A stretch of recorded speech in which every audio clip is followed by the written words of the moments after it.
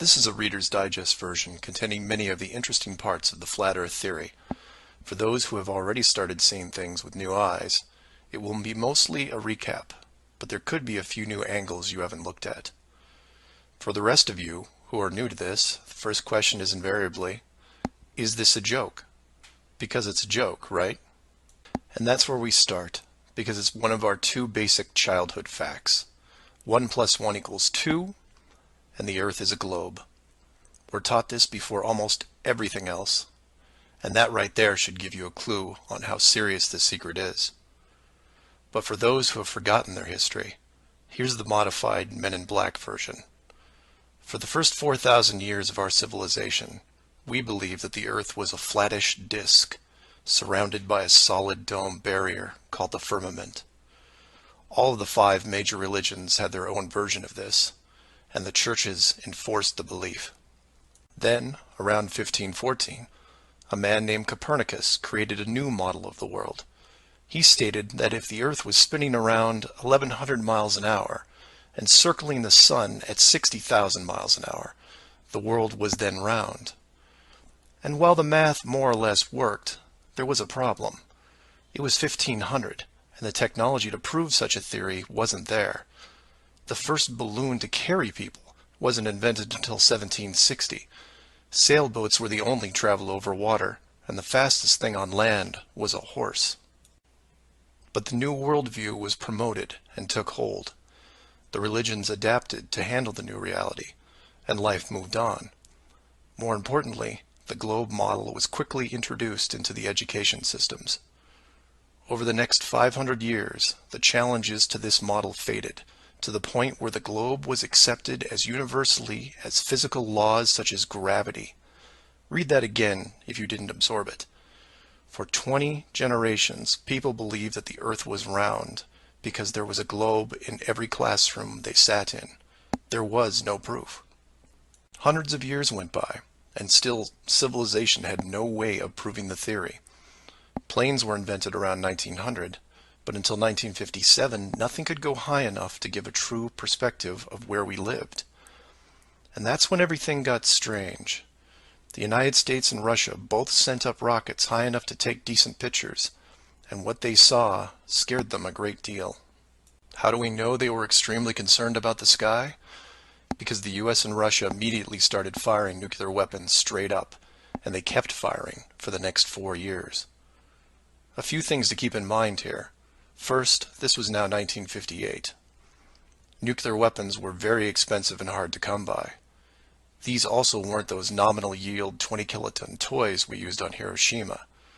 This was high kiloton to low megaton, and we couldn't get them up fast enough. And the strangeness continued in other places. In 1959, only a year into the atmosphere bombardment, 10 nations, including the United States, made Antarctica off-limits to any colonization. A treaty was put in place and to this day remains intact. Over 50 nations now have signed off on this treaty. Do you know any treaty that has lasted that long between all industrialized nations?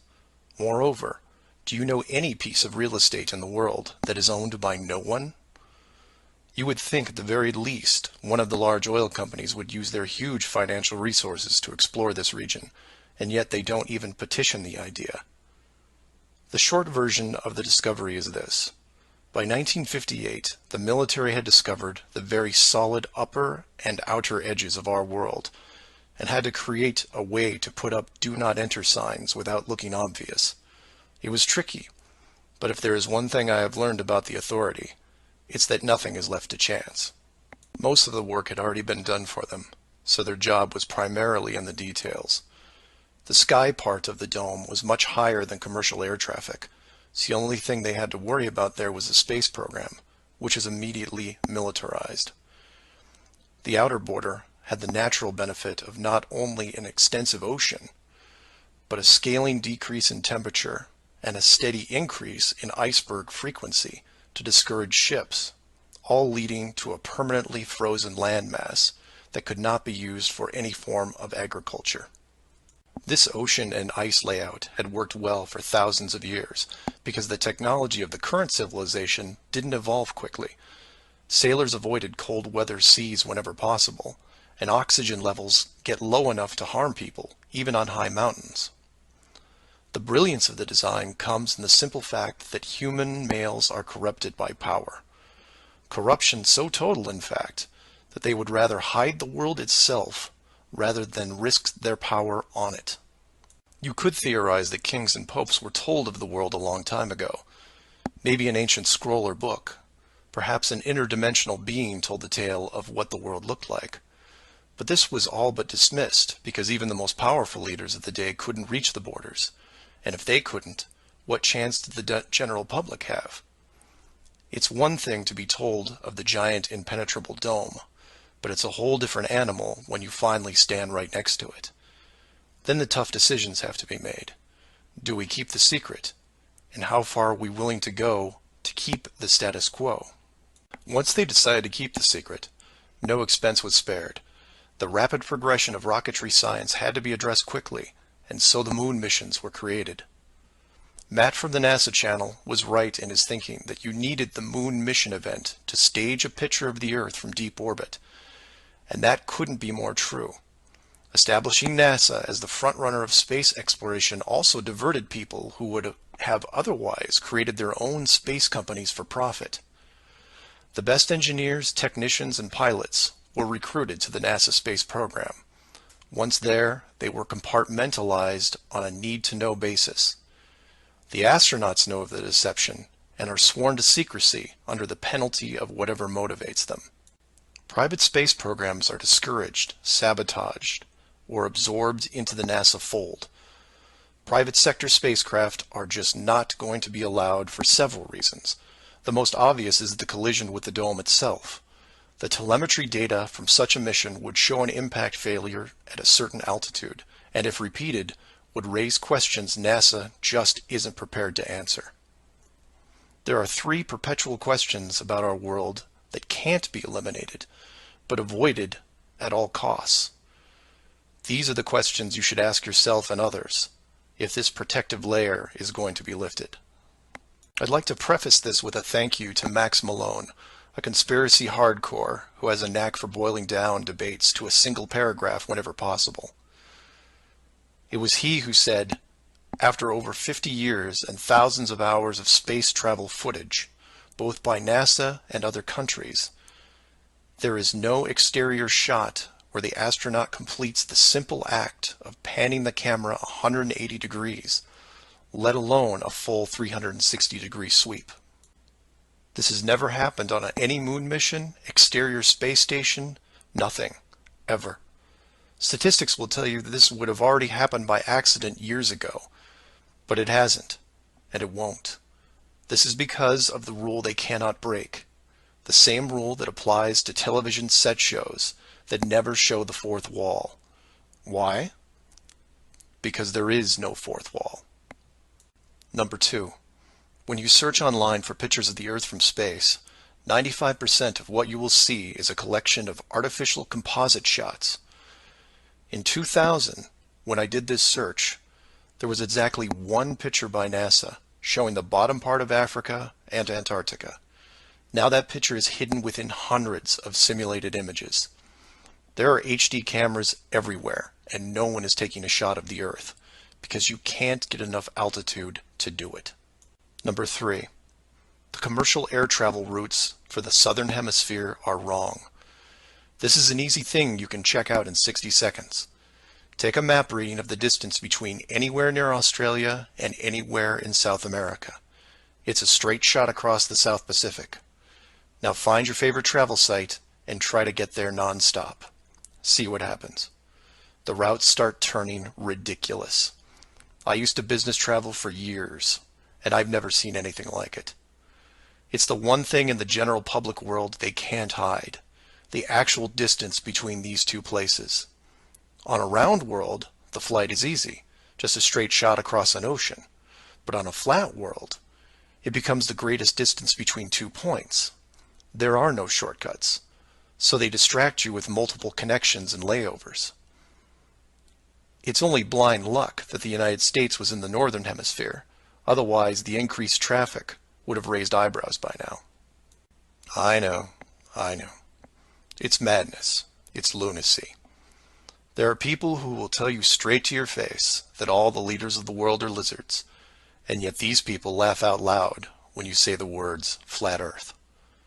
I was, and still am, a huge conspiracy guy. I literally ran out of new tin hat topics to research, and I still wouldn't look at this one without embarrassment. But every time I glanced at it, there was something unresolved. And once I saw the near perfection of the whole plan, I was hooked. Do your own homework. Ask the questions. Get past the possibility and see if you can move into an even bigger picture. Like who built the dome and why? That's where it starts to get really interesting and things start opening up. I know I said years ago that the greater good was something that should be preserved, that JFK, Pearl Harbor, and 9/11 were inevitable. I still believe it, and I understand the decisions. The globe illusion, however, has run its course over the last 500 years. It's time to start again. If that means we end up getting the attention of who or what created this place and force the reset of the world, is that such a bad thing? I've put some links in the description that you might want to check out, like the current map projections used by the USGS, the United Nations logo, the Flat Earth Society, high-altitude nuclear tests, the Antarctica Treaty, among others. I'm not allowing ratings or comments on this video for several reasons. One, this topic seems to bring out the worst debates because of the initial denial. That, and I've seen dedicated trolls on the Flat Earth Society website who show up every day and say the same thing to new forum members. It's a joke. It's not serious. Nothing to see here. Kind of strange that there are full-time trolls on a site that has less than 500 members worldwide. That being said, please feel free to contact me at msargent23@comcast.net, or heck, just call 303-494-6631. I know no one uses the actual phone anymore, but I'll answer what I can. Flat Earth Clues Part 1, The Empty Theater. This is part of a series of clues that can help you get your head around both the design of the flat Earth system we live in and who has been involved in the deception to hide it from you. The clue you have to look at is built upon another conspiracy that has been around for decades, namely the space program. Most of those watching this are aware of the varying theories revolving around NASA, the Apollo program, the space shuttle, the International Space Station, and so on. The clue itself isn't based on one of these highly debated topics, but the lack of one, more specifically, motion pictures based on actual events. This, like others in the series, is something you can check out for yourself. Everything you need to reference this is online. To begin, think of all the movies involving space travel that you've seen in your lifetime. You'll start with the obvious: Star Wars, Star Trek, Alien, just to name a few. In fact, if you go through your own personal list, you could probably come up with over 100 different off-world movies without breaking much of a sweat. That part is easy. For the second group, try to come up with space movies that aren't fantasy-based. You'll get a list that has Red Planet, Gravity, Mission to Mars, 2001, things like that. These films will usually take on a not-so-distant future theme and where we could be down the road. And it's still a pretty good-sized list. These first two groups of films are encouraged by the authority because they reinforce the globe model through assumption. The entertainment system demands that the globe view and solar system concept is a given.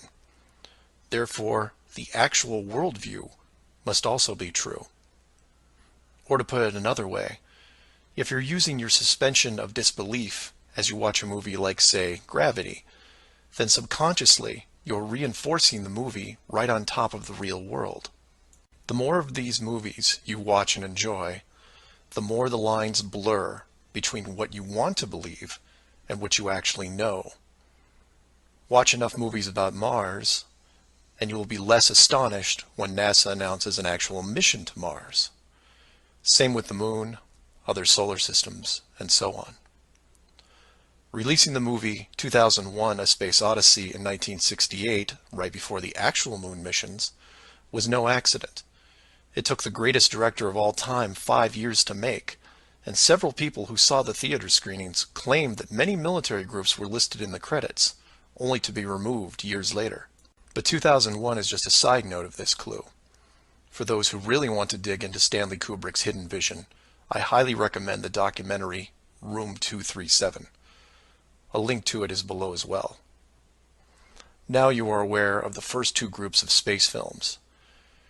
There are those that contain generous amounts of fantasy, and those who try to paint our near future. These two groups are easy to find. The third group is a challenge, and again, that's where things get interesting. The moon missions concluded in 1972, and even though it's still considered the greatest achievement by mankind, no fact-based movies were made regarding it until The Right Stuff was released in 1983. Now you might say that it had only been 11 years, and maybe it was tough to get the rights, and so on. But that's not what made the film interesting. The movie ran extremely long for 1983, coming in at 3 hours and 12 minutes. It was an exhaustive look at the astronaut selection process, the competition, and the training facility itself. But when the credits rolled 3 hours later, chronologically, they had only gotten to the low Earth orbit missions.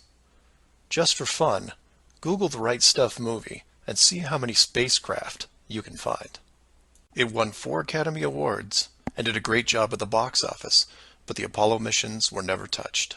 The only other major motion picture that involved the actual moon program was Apollo 13 in 1995, a full 12 years later. Apollo 13 only covered a single moon orbit and no landing or close-up reference to the previous missions below them.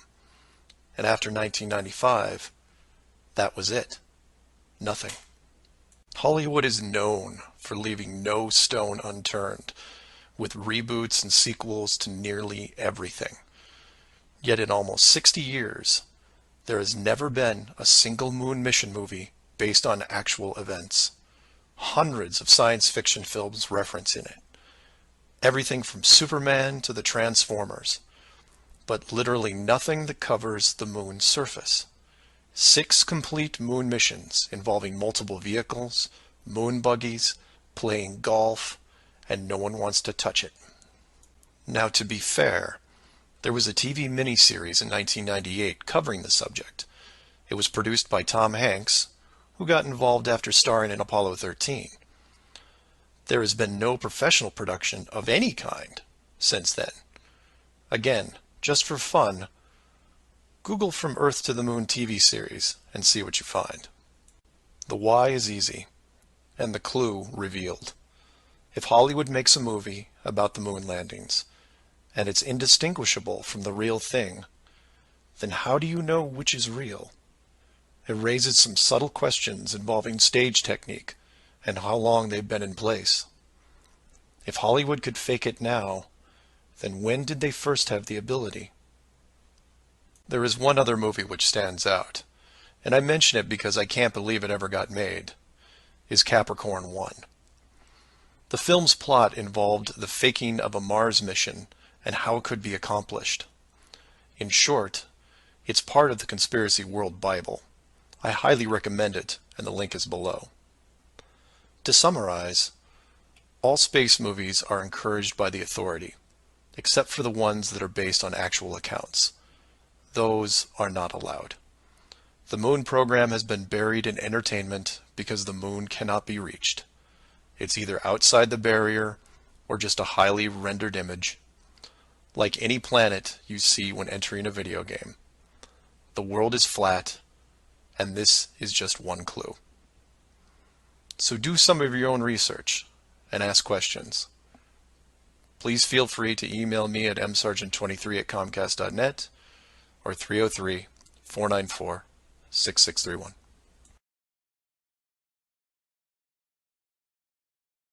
Flat Earth Clues, Part 2, The Bird Wall. This is part of a series of clues that can help you get your head around both the design of the flat Earth system we live in and who has been involved in the deception to hide it from you. This clue revolves around one of the most remarkable men you may have never heard of, Richard E. Byrd, and his relationship with Antarctica and the secretive missions he carried out there until his dying day. Some of you have followed the legend of Richard Byrd through the hollow earth theory. We aren't going to be covering any hollow earth in this video, but instead focus on the man and his involvement with the South Pole. The Reader's Digest version of Richard Byrd is as follows. Born in 1888, he became an American naval officer who specialized in feats of exploration. He was a pioneering American aviator, Medal of Honor winner, polar explorer, aircraft navigator, expedition leader in the worst environments in the world, and the youngest admiral in the history of the Navy. In addition, his list of awards takes up several pages in Wikipedia, including 3 ticker tape parades in his honor. In short, he was Indiana Jones on steroids. Some people will say that Roy Chapman Andrews was the real Indiana Jones. And you might be right. But Richard Byrd beat Indy 6 days a week and twice on Sunday. I mention all his accolades to paint a picture of credibility and trust. The governments of the United States and the world trusted his judgment and leadership, and took advantage of every chance they had to put him in charge of special missions. The first large-scale mission was an expedition to Antarctica in 1928. This was noteworthy because even though he had just flown over the North Pole in 1926, all expeditions from 1928 on were focused on the South. The expedition lasted 2 years, and during it, at the age of 41, he was promoted to admiral. His second Antarctic expedition ran from 1933 to 1935, and his third from 39 to 40. While in Antarctica, he was also an advisor for other countries who had their own expeditions, including England, France, Germany, and building off previous countries' expeditions from Belgium, Japan, and Sweden. He then helped lead U.S. Navy fleet operations in World War II, was present during the Japanese surrender in 1945, but then something strange happened. He went back to Antarctica. Now, some of you aren't surprised because he'd been there since 1928, and I agree with you. It's the how that's interesting here. His fourth trip to Antarctica wasn't an expedition. It was a military operation called Operation High Jump. Commanding an entire aircraft carrier group that included 13 support ships, Admiral Byrd led 4,700 men to the South Pole, for reasons that are still shrouded to this day. Some say they were chasing the remaining Nazi fleet, even though Germany had surrendered a full year earlier. Others say there was a Nazi base established in Antarctica during the war, when Admiral Byrd was absent. None of these theories are important for this video. What we do know is that the U.S. had sent an excessively large military force to the ice, all under the guise of peaceful intentions. During this operation, Admiral Byrd told a Chile newspaper this: "The most important result of his observations and discoveries is the potential effect that they have in relation to the security of the United States. The fantastic speed in which the world is shrinking," recalled the Admiral, "is one of the most important lessons learned during his recent Antarctic exploration. I have to warn my compatriots that the time has ended when we were able to take refuge in our own isolation and rely on the certainty that the distances, the oceans, and the poles were a guarantee of safety." After the operation, Admiral Byrd toured the States and gave interviews, the most interesting of which is a national television show in 1954 called The Long Island's Chronoscope. A horrible name, but a decent show. I've added a segment of it at the end of this video and linked it in the description. During this television interview, he first spoke of an area beyond the South Pole as large as the United States, which no one had set foot on yet. He then went on to say that there would probably be expeditions year after year because the U.S. government had really become interested. The interviewers then probed as to why the interest in the South, when any perceived military threat from Russia, keep in mind this was 1954, would be from the North. He went on to say that it was the most valuable and important place in the world for science. It involved the future of the nation, an untouched reservoir of untapped resources, including coal, oil, minerals, and uranium. He added that at the time of the interview, there were 7 nations currently engaged in Antarctica, including Russia, Australia, Argentina, Chile, and New Zealand. During the interview, the admiral talked about planning the next military mission to Antarctica. It was called Operation Deep Freeze and ran from 1955 to 1956. The mission was completed, and he supposedly returned home. Now this is where you come in and say, so what? And normally I'd agree with you, except for what happened next. Nothing happened next. The missions just suddenly stopped, and that was it. No other expeditions, military or otherwise, were conducted on the continent, ever. Then a treaty was put in place banning any country from doing basically anything. The end. And if you're wondering what you're missing, it's this.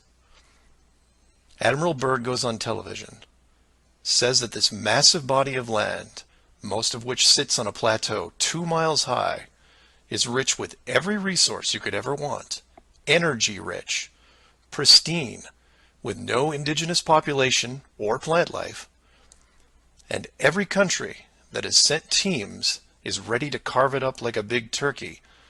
Not to mention, there's an expanse of land larger than the United States they haven't even looked at yet. And out of the blue, everyone just calls the whole thing off? There are no environmentalists in 1959. This is land of diner food and 20-cent gas. I'm calling total BS on this one. The dollar value of the initial resources find would have fueled armies of greedy companies. So what happened? They found the edge, that's what. And the last thing they were going to do was let unsupervised companies near it, regardless of the money.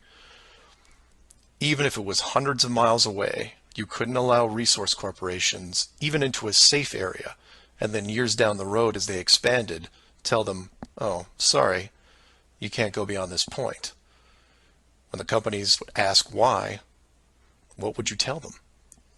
And now the interior of Antarctica is off limits, with no revisions until the year 2041. You can take tours of the outer islands, but there is a hidden line enforced by the military that you will not be able to cross, because the interior is actually the exterior edge. It's there, it's hidden, and it's protected. The Earth you live on is flat. So do some of your own research and ask questions. Please feel free to email me at msargent23@comcast.net or 303-494-6631.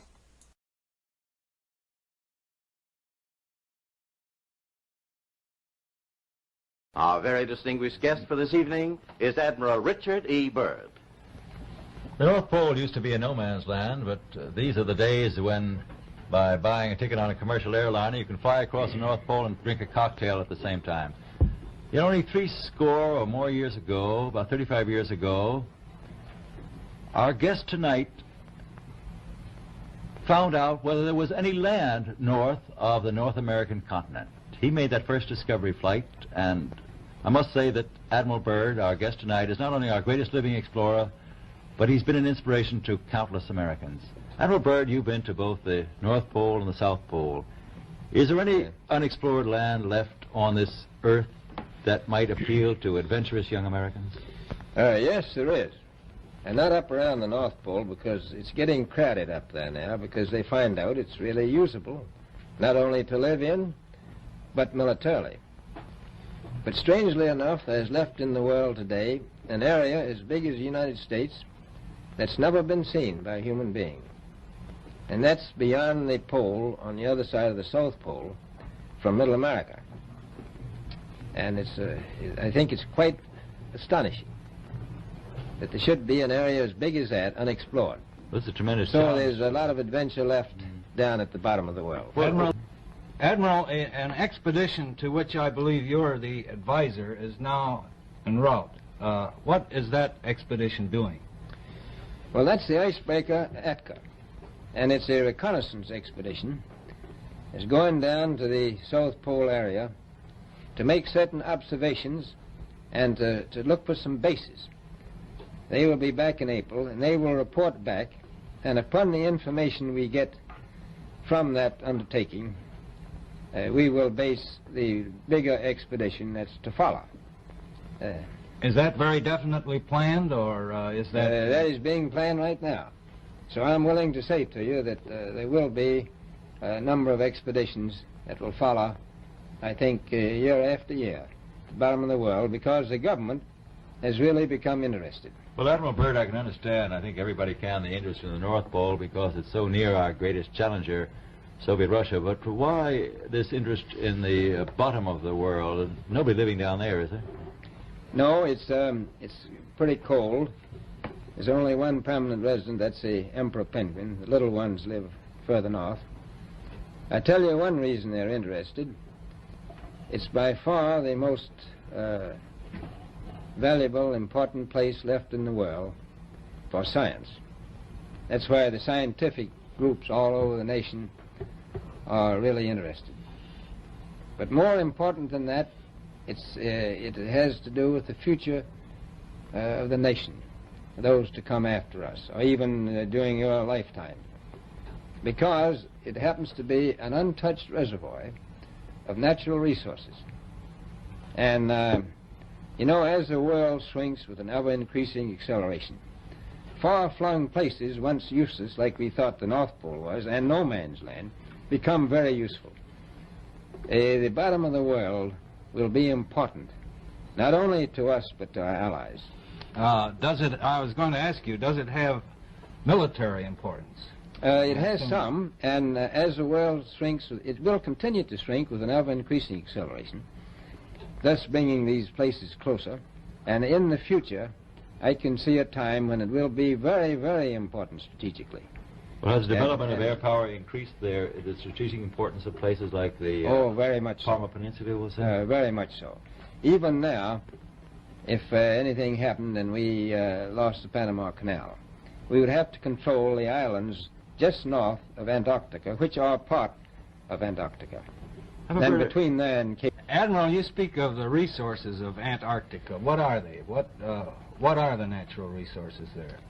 Well, we've found enough of coal within 180 miles of the South Pole in a great ridge of mountains. It's not covered with snow, enough to supply the whole world for quite a while.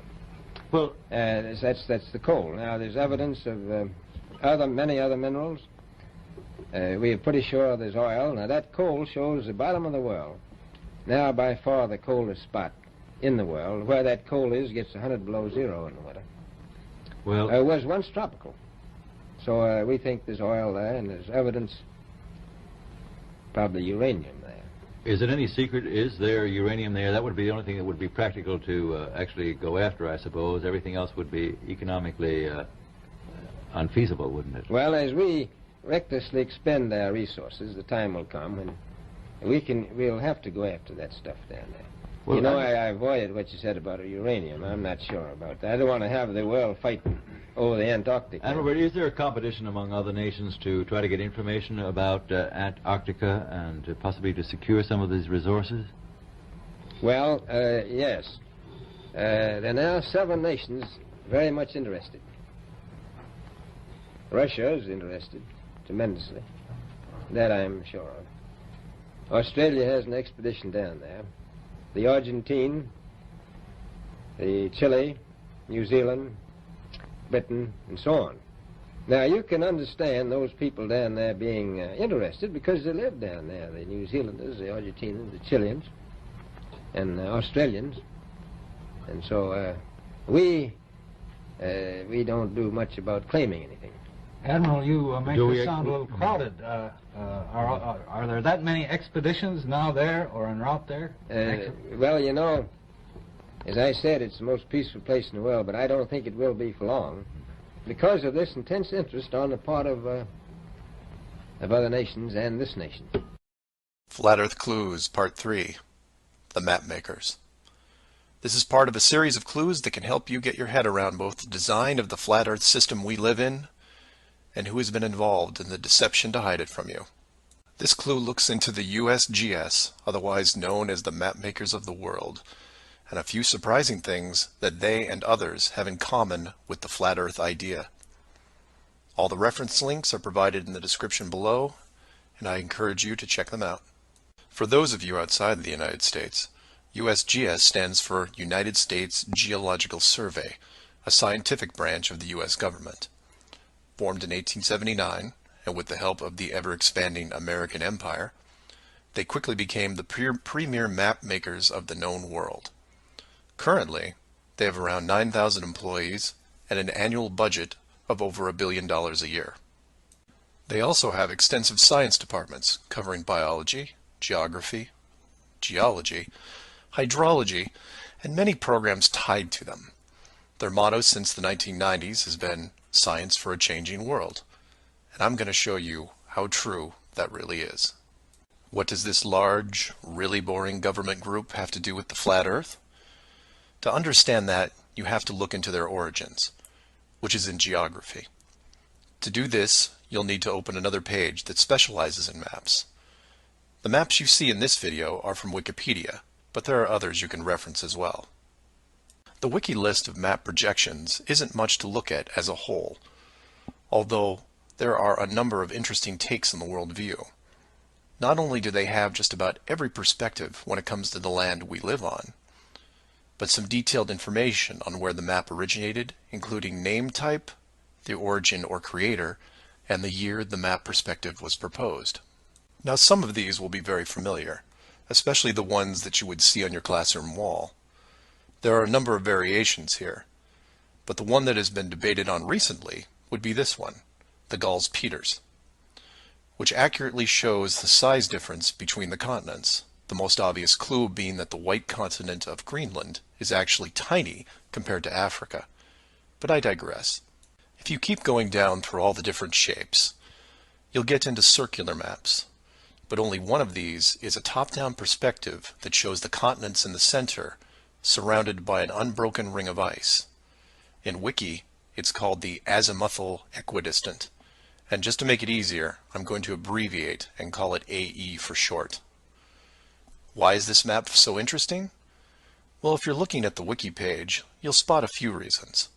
The first is that in the notes section of the map, and I quote, "Used by the USGS in the National Atlas of the United States." It also mentions that it is used as the emblem of the United Nations. Of all the maps on this screen, it is the only one that references a group of any kind. And if you keep this page open and navigate over to the Flat Earth section of Wiki, you'll notice towards the bottom of the page a similar map. I've referenced it here, and you can tell quite easily it's identical, but not referenced or linked as the AE model.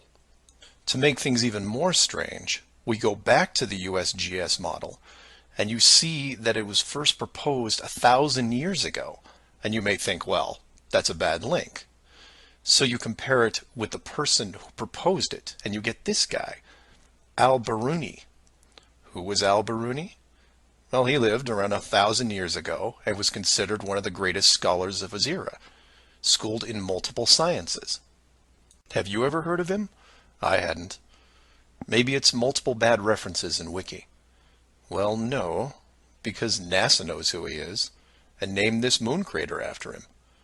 So why is the USGS using a version of the world map designed by a 1,000-year-old Persian scientist? Because it's correct. That's why. So to be clear, let's compare them again. The United Nations flag, the USGS official map of the Earth, and the Flat Earth model. All identical, but one isn't recognized and instead ridiculed as an outdated look at the world. And this is one of those political quandaries that the authority gets stuck in. The short version is this. The government is on the same page as the Flat Earth, but they can't admit it, even in confidence. We know the Earth isn't flat, they say, but it really is. We know you use the same map as we do, but ours is just an image. And anyone who says differently is obviously crazy. It makes you wonder how long the USGS has been using that model as an official reference. The United Nations started using it for their logos in 1945, and then made some final adjustments in 1947. And the UN flag also raises a few questions, like, why isn't Antarctica represented on the map? Is it supposed to be assumed in the outer circle, or perhaps the spiky olive branches on the outside? They don't mention it anywhere online. And this is what I like to focus on: the gaps, the holes in the plot, the unanswered questions. The USGS using the same map as the flat Earth, but not saying why, not recognizing it, or that you can't link the very same image from the Flat Earth Wiki back to the actual AE definition of the projection. The authority figured out in the 1950s all of the borders of our enclosed world, and have done a great job hiding it over the decades. But the world's a complex place, and there are clues out there just lying around. I think it's time you saw some of them. So do some of your own research and ask questions. Please feel free to email me at msargent23@comcast.net or 303-494-6631. Flat Earth Clues, Part 4, Shell Beach. This is part of a series of clues that can help you get your head around both the design of the flat Earth system we live in and who has been involved in the deception to hide it from you. This clue covers the near-perfect design of the flat Earth model and will break down some of the logic behind the decisions made. It sounds like a big task, and it is, but to start, let's look at something small, like this little guy. Take an ordinary mouse and put it into a glass cage. It doesn't have to be a mouse. It could be a snake, a lizard, an insect. It makes little difference for this exercise. People identify with mice because they're used to seeing them in lab experiments. Mice also don't have any sinister connotations. They're seen as relatively innocent and benign, the perfect test subject, as it were. I have yet to meet anyone who has a bias against the lab mouse. So the mouse goes into the box for the first time, and the reaction is always the same. It explores its surroundings, and more importantly, tests the barrier around it, probing for exits or potential exits. The mouse inspects every inch of its new glass home, and at some point settles into the acceptance that the walls are indeed solid and that it may be there for a while. Every so often, it will repeat the process, again checking the boundaries of the cage, just in case something has changed. What it doesn't do is act like it would in the wild, because it realizes that it's in a form of captivity. The glass box doesn't even remotely resemble its natural environment. You could put this box in the middle of a forest and the mouse may feel slightly better about its situation, but it still knows that it's been trapped against its will, and will settle into a non-native lifestyle. You could take all the other small animals that could be substituted for a mouse, the snake, the lizard, the insect. It makes no difference. The result will invariably be the same. Repeated probing for escape routes, then acceptance. Take the same animal and now put it into the middle of a 100-mile square wildlife preserve, surrounded on all sides by a similar type of glass enclosure. The creature doesn't even bother to rush the size of the preserve and start testing the boundaries, mostly because it's out of visual range. It could be days or even weeks before it even encounters a single fence. The animal's routine is spent doing what it normally would do. It eats, it sleeps, it breeds.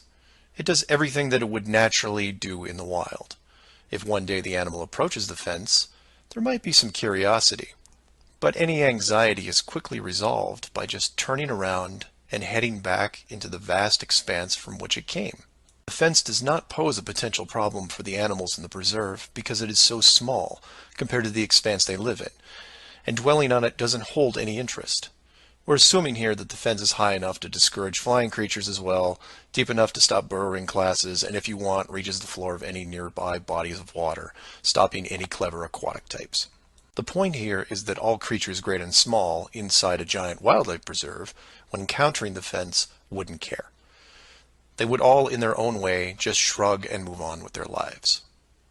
However, if you take a human, male or female, regardless of education or nurturing, and put them in the exact same wildlife sanctuary, the response would be quite different. When the human approaches the glass fence, they don't see it as a minor distraction. They pause, they wonder, and more importantly, they ask questions, either internally or amongst others.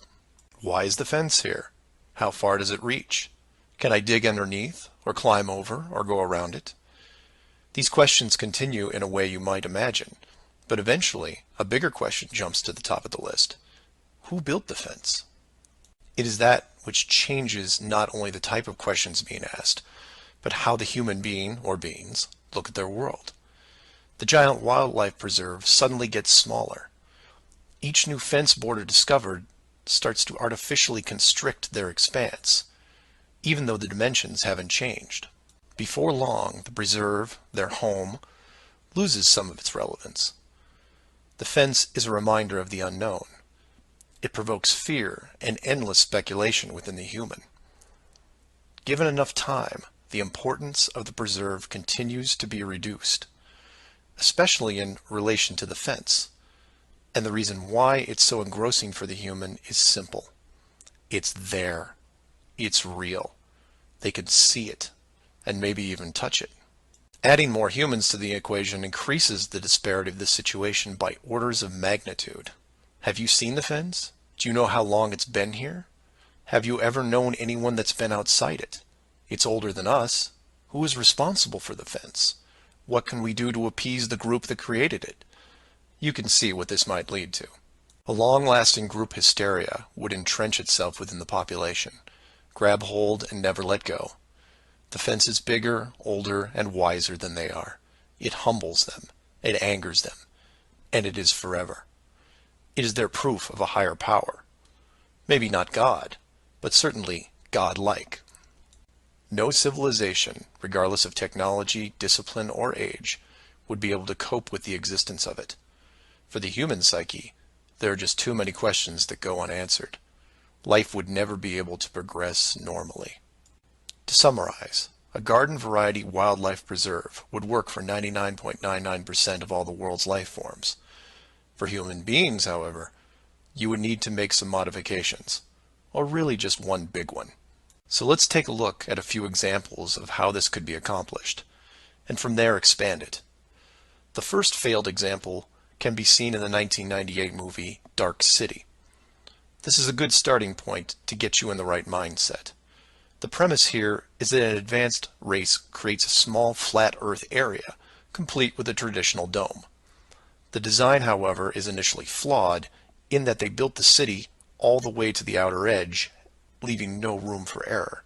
To compensate for this, they altered the memories of the human population on a regular basis, therefore repressing any long-term investigations. However, in movies, there are always anomalies, like the police officer who realizes that even though he remembers visiting a place called Shell Beach, there is no way to reach it, because Shell Beach is outside of the flat world and never existed. He just keeps going around the circular city that has no exits.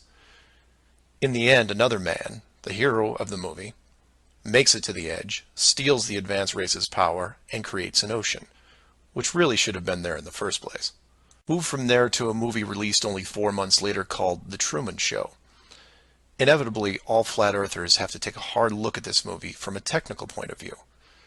The movie follows the same lines as Dark City, but in a much more relatable premise, that of a giant television stage built so that the outside world can watch a person go through his life without any knowledge that he is living inside a flat world, surrounded by a physical dome.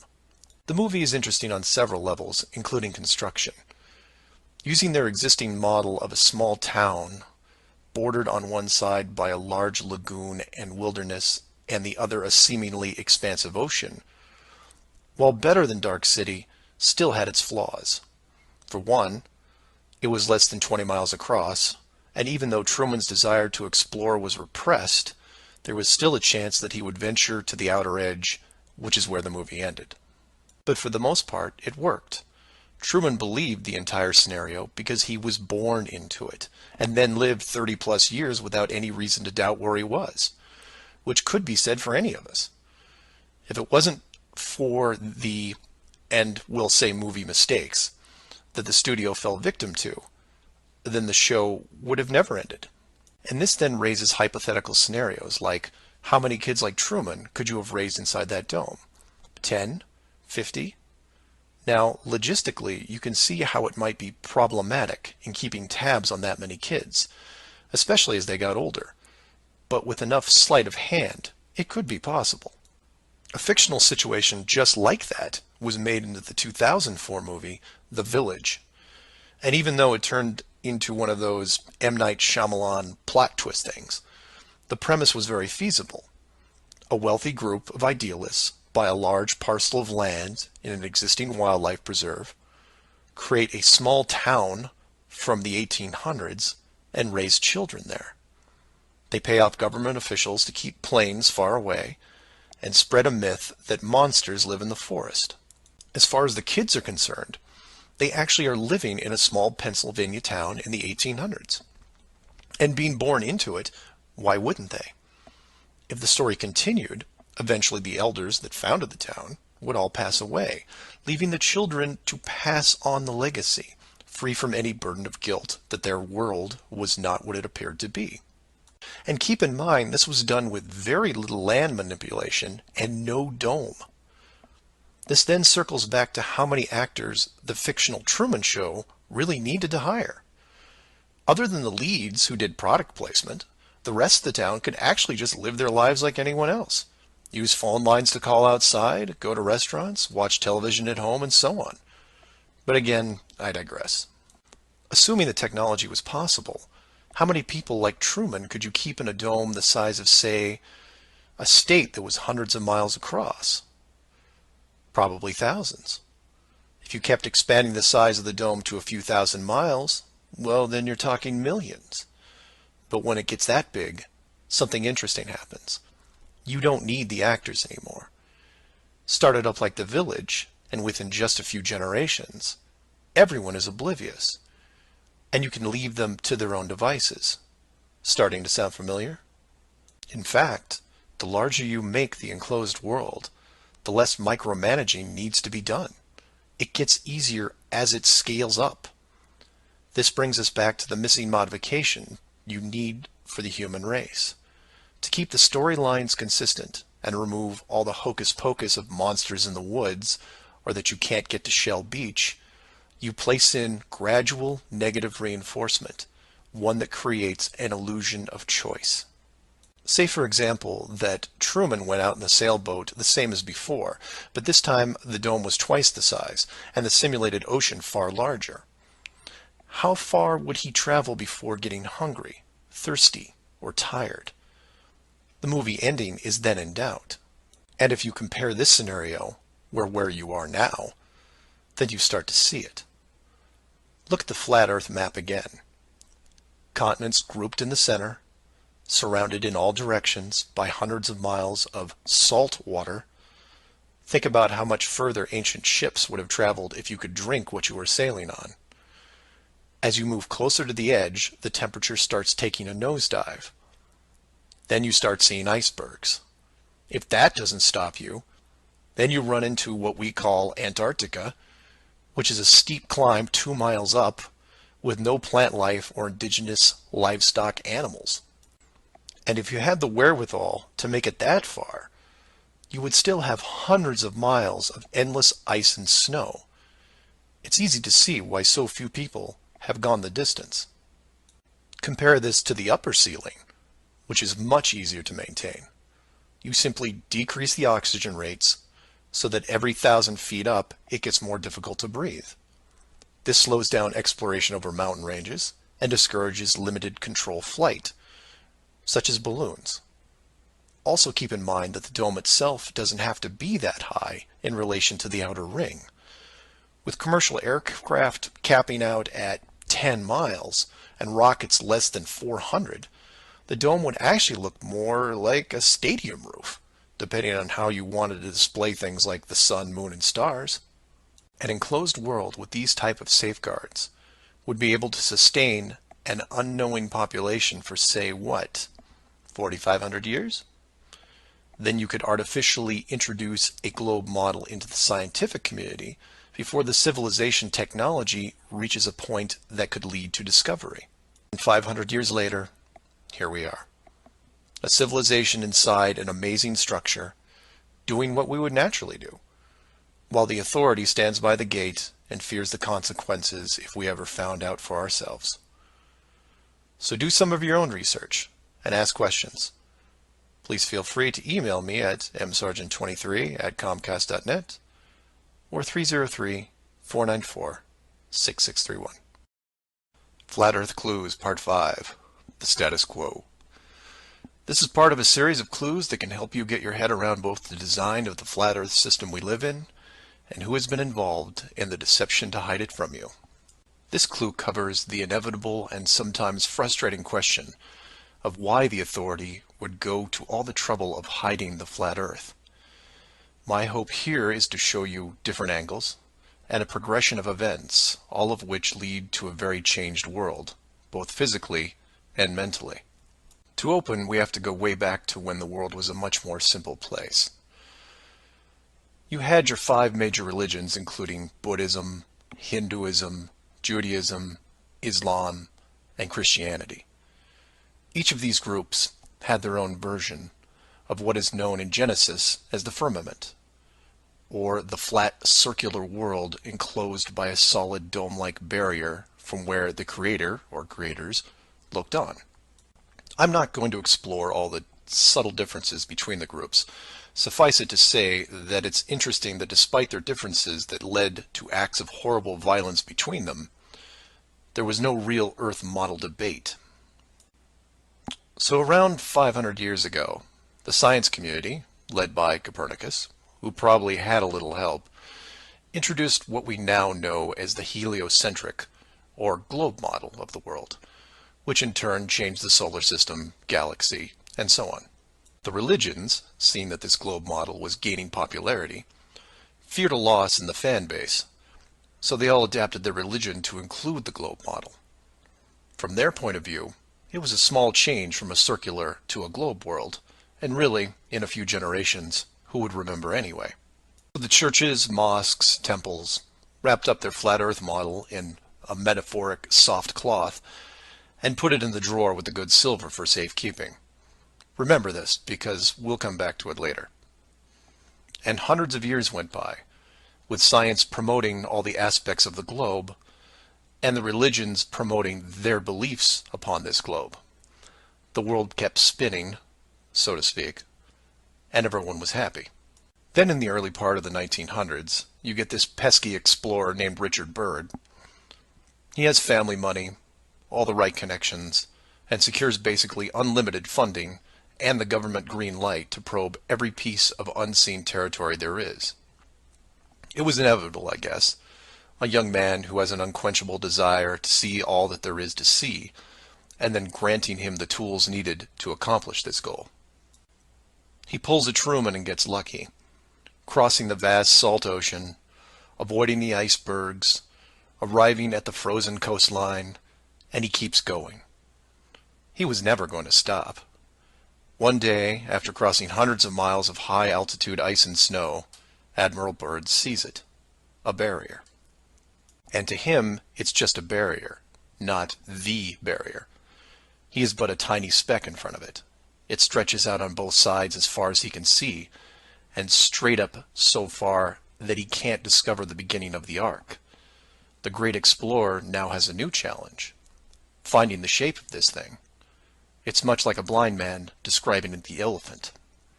Until you feel out the whole thing, what do you really know? If you look at the AE, or Flat Earth Overhead Map, you see the problem. To even determine the scope of the outer wall, you have to circle it. It would have taken months, if not years. You could use a series of ships going in opposite directions, or planes, but there are refueling stations that need to be built, and so on. His task was challenging, to say the least. Admiral Byrd kept laying the groundwork of the great discovery until his eventual death in 1957. A year later, the United States and Russia found the upper edge. From there, the math was easy, and moreover, you could actually see the real world. Then, of course, there is the decision, or deception, depending on how you looked at it. The authority made the call to hide the actual shape of where we live, then sealed off the outer edge from prying eyes, and created the space program not only to reinforce the globe model, but to control it. There was really only one reason they cared about this, and it takes a while to process. So let's look at the immediate effects of actual disclosure and work our way up to the authorities' biggest fear. For this exercise, we'll look at releasing the news today instead of, say, 1958.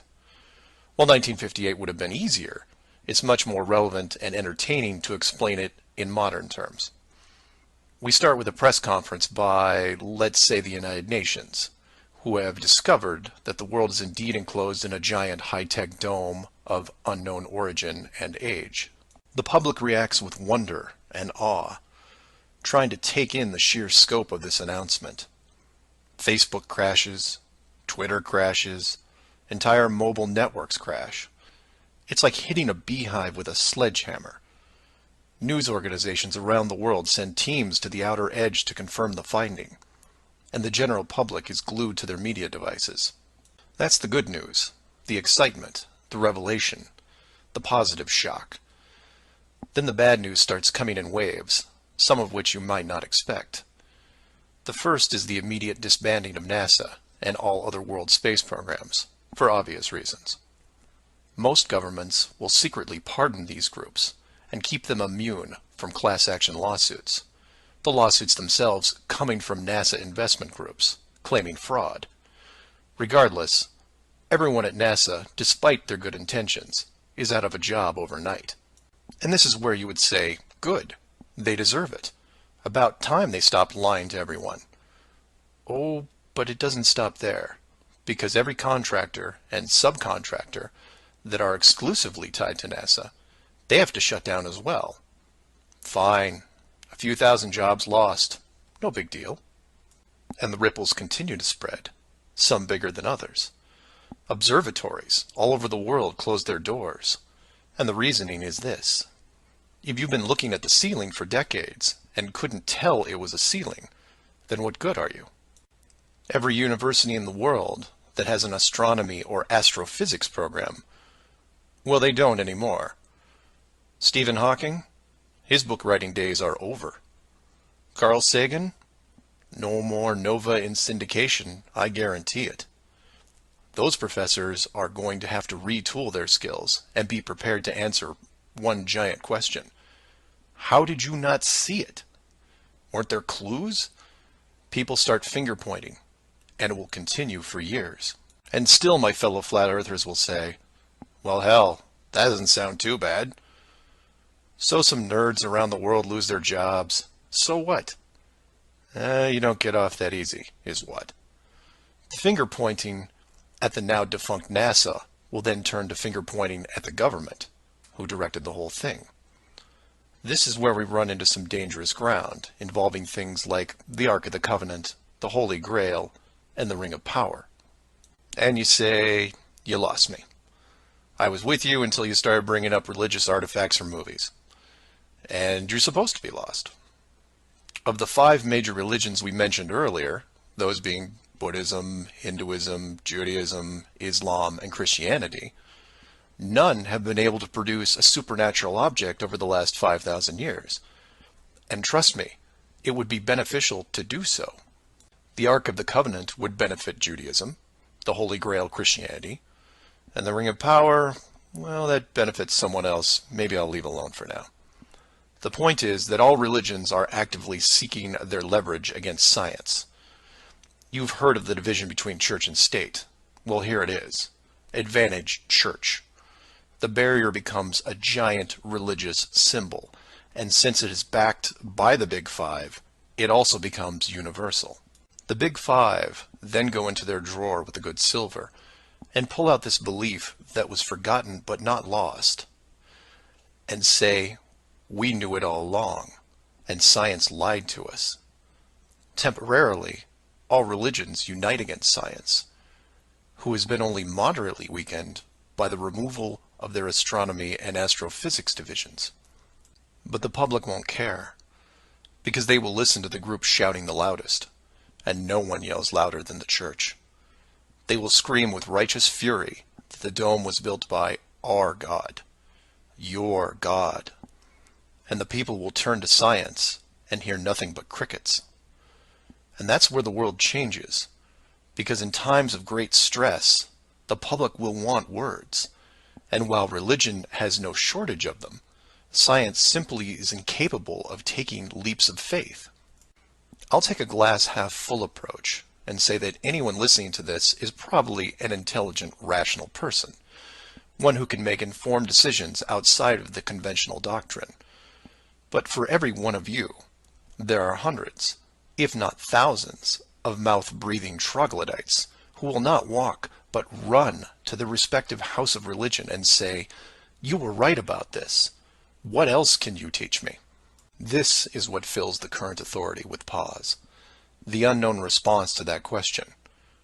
Will religion take the high road and work with what remains of science to discover the truth?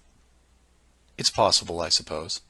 It's also possible that religion will combine this technologically advanced society with a revitalized and aggressive doctrine that then transforms daily life into something that makes the book 1984 seem like a Saturday morning cartoon show.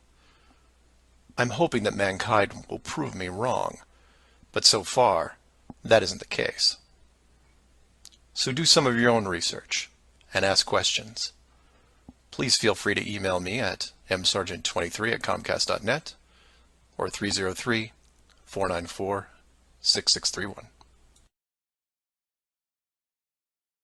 Flat Earth Clues Part 6, Depth Perception. This is part of a series of clues that can help you get your head around both the design of the flat Earth system we live in and who has been involved in the deception to hide it from you. This clue looks into the inevitable design question below the surface, or more specifically, how thick the flat Earth design would need to be. To start, let's quickly recap the design features so far. A basic dome structure made up of advanced high-density material, thousands of miles wide, and at least 100 miles in height. The ceiling of said structure being projected upon by an ultra-high-definition system using super LED technology and a combination of 2D and 3D imaging to simulate all celestial bodies, including sun, moon, stars, and so on. This ceiling is then protected by a scaling decrease in temperature and oxygen levels to the point where human life isn't naturally sustainable above 4 miles. The lower surface of the dome structure consists of an organic layout of continents, grouped at the center, ensuring that no land bridge exists to the outer ring. This is then surrounded by hundreds of miles of salt water in order to limit sea travel. The salt oceans are then adjusted with a scaling decrease in temperature as the outer area is approached, to the point where salt water freezes, forming icebergs, further reducing sea travel. The outer ring is then elevated to a height of 10,000 feet, reducing oxygen levels, and a buffer zone of 300 miles is created. This zone is devoid of all life forms that could be used as food, further discouraging land travel. That all sounds pretty good, but we left out one thing: depth. Keeping human beings away from the ceiling is easy, because it requires higher technology. Protecting the outer ring is a little more difficult, but can be accomplished with layers of negative reinforcement. Protecting the actual common ground is a different challenge, because digging is basic. Everyone knows how to use a shovel, and most construction requires a generous amount of digging. In addition, natural resources such as coal, oil, minerals are harvested through large-scale digging operations. So it's safe to say that any human population is going to be digging a lot of holes, because it's easy and it's necessary to continue their way of life. That being said, how thick would you need to make the flat Earth model so that people didn't accidentally dig their way through? You could use the same method as the outside barrier and create a series of undesirable layers, ending in a solid barrier. But the ever-expanding increases in general population would create an unnecessary risk. If the bottom of the flat Earth was composed of, say, an unbreakable material, this would pique the digger's curiosity, and if repeated all over the world, would raise suspicions of design. while a solid barrier works at the end of a frozen wasteland where no one is venturing or allowed, it doesn't do much if it's found in a mining quarry or someone's backyard. For that, you need something that hasn't been used up to this point, a scaling increase in temperature, all the way to an ignition flashpoint and then beyond. Now you will jump in and say, well, of course, we all know that there is molten rock below the surface. We see it in volcanoes and, well, volcanoes. Yes, you do. And we've all seen the cross-section diagram of the globe Earth, which shows ever brighter bands of molten structure and so on, which is why I included the wiki link in the description that covers the official view of the Earth's structure. And I quote, "Scientific understanding of the internal structure of the Earth is based on observations of rock in outcrop, samples brought to the surface from greater depths by volcanoes, analysis of seismic waves, measurements of gravitational and magnetic fields, and experiments with crystals at pressure and temperatures characteristic of the Earth's deep interior." In short, they have no clue on what's below them. None. In fact, the deepest holes ever drilled, which I've also linked in the description, only go down 8 miles. To repeat, no one has gone below 8 miles anywhere. And every drilling survey is the same, a scaling increase in temperature to the point where drill bits stop working. And you come back and say, but volcanoes. Yes, there are volcanoes, holes in the earth where molten rock is produced, under pressure, I might add. Certainly that can't be artificially created. No? We can melt rock right now. It's called a smelting plant. What do you think your car is made out of? Melted, reformed, and polished rock. We have the technology to do this. It all comes down to scale. Create a large set of furnaces at, say, 50 miles below the surface that can melt and pump molten rock. And you say, what would the furnaces be made out of? Oh, I don't know. How about the same dome material that can withstand nuclear weapons? So you take the molten rock, locate a few random access points on the surface, and the rest comes naturally. Volcanoes also reinforce the Earth structure model that the molten rock goes all the way to the core, which then in turn reinforces the globe model, and then we're back to where we are now. A smoldering globe flying through space at high speeds that from a design standpoint makes no sense. So how thick would the flat Earth model floor need to be? Oh, for common use, say less than 100 miles, similar to the ceiling in scale. Large heat generators placed in a pattern, a thin layer of molten rock 10 to 20 miles down, which is really just a geologic pipe system to help with the generation of terrain. And there you have it. An efficient way of discouraging all those digging humans from reaching too far, combining a physical barrier with a mental one. 8 miles down and you're going to tell me what the entire core looks like? Give me a break. So do some of your own research and ask questions. Please feel free to email me at msargent23@comcast.net or 303-494-6631. Flat Earth Clues, Part 7, The Long Haul. This is part of a series of clues that can help you get your head around both the design of the flat Earth system we live in and who has been involved in the deception to hide it from you. This clue looks into a topic I only glanced at in the original guide, which is the southern hemisphere, or in the flat Earth model, the land masses closest to the outer ring. I like to give credit where credit is due, and the long haul title was given to me by a fellow flat earther who did some of the same research I did. The summary of the video is this. If you are looking to show someone how to view the flat Earth from a practical point of view, this is the example I would use. I'm going to show you how strange the world looks using just a few websites, some simple math, a couple minutes, and your brain. You don't have to write anything down, unless you want to, of course. I'll give you everything you need on screen and break down one of the examples as well. I'll also link the sites in the description for reference. First, here are some websites that help you calculate distance. The GPS on your phone already does this, and you may have an app as well, but here are some dedicated examples. Timeanddate.com, tripit.com, distancefrom2.net, worldatlas.com, freemaptools.com, and travelmath.com. If your favorite isn't listed here, like Google Maps, then use whatever is most familiar to you. Now we are going to look at two specific groups of cities. The first group is going to be from the area around Australia, including New Zealand. We'll call this Group 1. Group 1 includes Melbourne, Australia, Sydney, Australia, Perth, Australia, Auckland, New Zealand, Christchurch, New Zealand, and Hamilton, New Zealand. The second group is going to be some cities in South America, all in the southern hemisphere. I mention this because if you go high enough, you will run into a few cities that won't work. Group 2 includes Rio de Janeiro, Brazil, Sao Paulo, Brazil, Brasilia, Brazil, Buenos Aires, Argentina, Lima, Peru, and Santiago, Chile. Again, there is a link in the description with many other airports.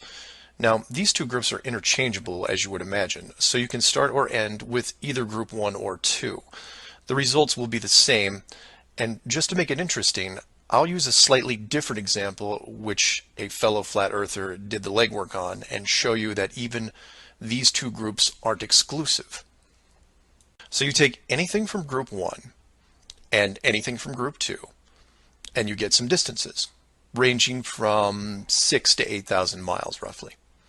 That's all I want you to do here is get that part in your head, noticing that the root is bent because they have to account for the curvature of the Earth.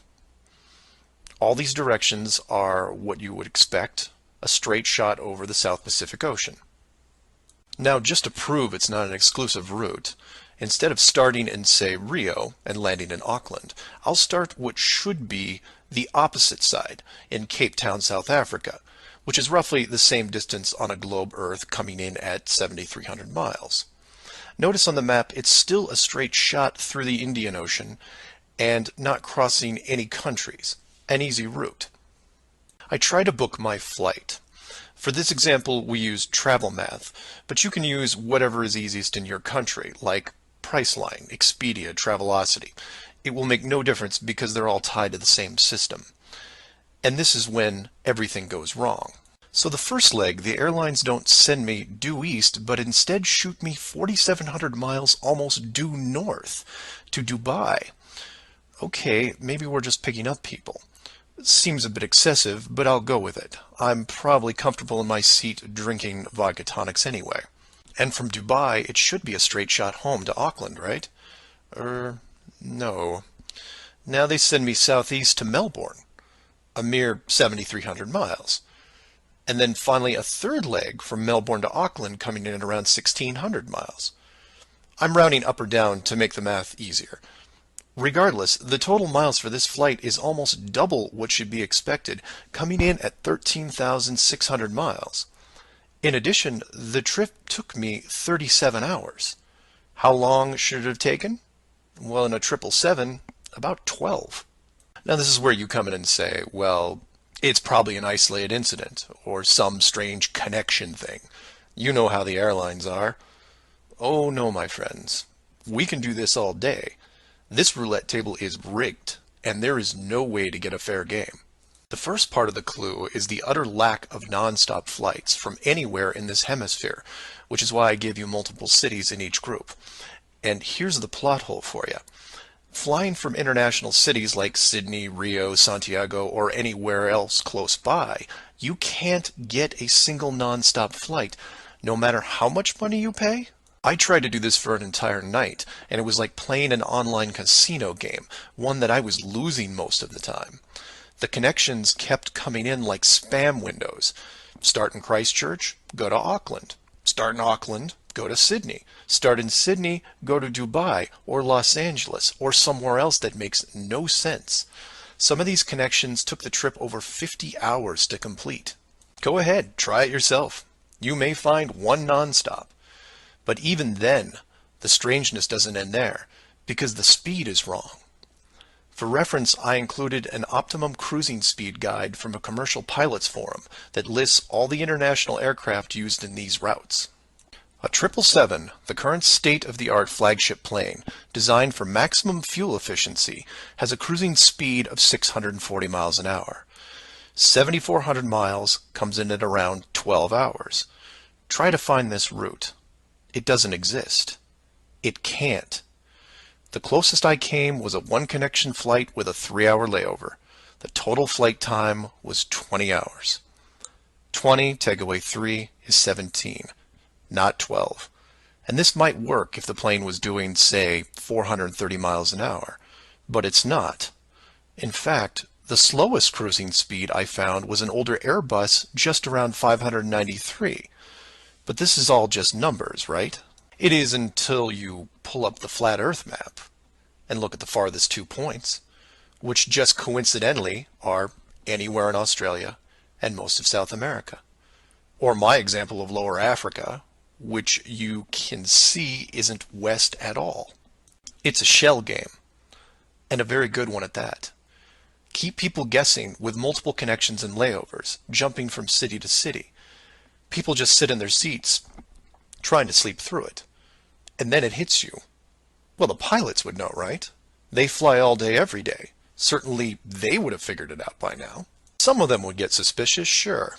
Any decent navigator will be able to work out the speed, fuel consumption, and odd connections. But imagine what they would have to get their head around. First, they would have to ignore the world GPS system that has been leading them to their destinations without error. If you want some interesting side reading, check out the link on the history of the GPS.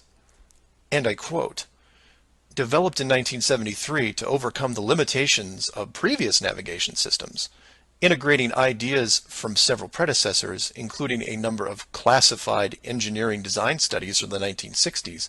Oh, and by the way, was created by the Department of Defense, the same people that closed off Antarctica. GPS went fully live in 1995. So if you were a pilot before then, you might have been able to pick up a breadcrumb trail. After that, very difficult. Plus, let's say you did figure out that something was off. Who exactly would you tell? The FAA? You would be looking around and wondering why you were the only one to see it. And then what? You make the leap of faith and see that the entire map system is wrong? Never gonna happen. You might as well just tell them that an alien spacecraft followed your plane around for 2 hours. We know what happens then. Start playing Flight Time Casino for yourself. See what interesting things you can discover. And while you're at it, show it to any pilots that you know. But don't forget to leave the words flat Earth out, because that's crazy, right? So do some of your own research and ask questions. Please feel free to email me at msargent23@comcast.net or 303-494-6631. Flat Earth Clues, Part 8, The Creative Force. This flat Earth perspective takes a look at the design from the ever-present why standpoint. And although it will review some of the dome technical features already discussed, I'll try to do it from a different angle, or more specifically, why I might build it. Someone mentioned to me recently that while the dome was a very big concept, it made the world much smaller. Kind of like what Admiral Byrd expressed in an interview all those years ago. This someone also said that it made them sad, which I understood. And while I did what I could to comfort this person, I realized that I could have done more. So this video is for the people who look upon this world with their new eyes and start drifting into a state of melancholy. To preface, this isn't jail, nor are you lab rats. And before I'm done, I hope to show you a version of why. To start, let's look at an old story, one that you may have heard, involving another enclosed world, kind of like yours. I say kind of like yours because the finished design that you are sitting in right now took several revisions in just about every aspect, much like any project. You come up with ideas, you see what works and what doesn't, and you improve the process until you come up with something that, while not everyone agrees upon, satisfies the best of all criteria. One of the first dome layouts involved a race of people who were supremely driven by ambition. They didn't have a word for lazy or fear. They absorbed knowledge very quickly, incorporating physics, advanced electronics, engineering, and drove their technology with energy from the enclosed world itself. And when their technology had reached the point where the dome structure was discovered in its entirety, there was no reaction of wonder and awe. They just looked up and squinted at the sky. Eventually, those squints turned into glares. Oh, they had religion to be sure, and it was tied to their daily lives, but to them, this wasn't religion. It was a challenge. Almost like they weren't that impressed. Hard to fathom, right? Seeing that your world had borders, but instead of being afraid, shaking your fist at the sky with arrogance. But that's what they did. So much confidence and might that when they found out where they really were, a new priority was created.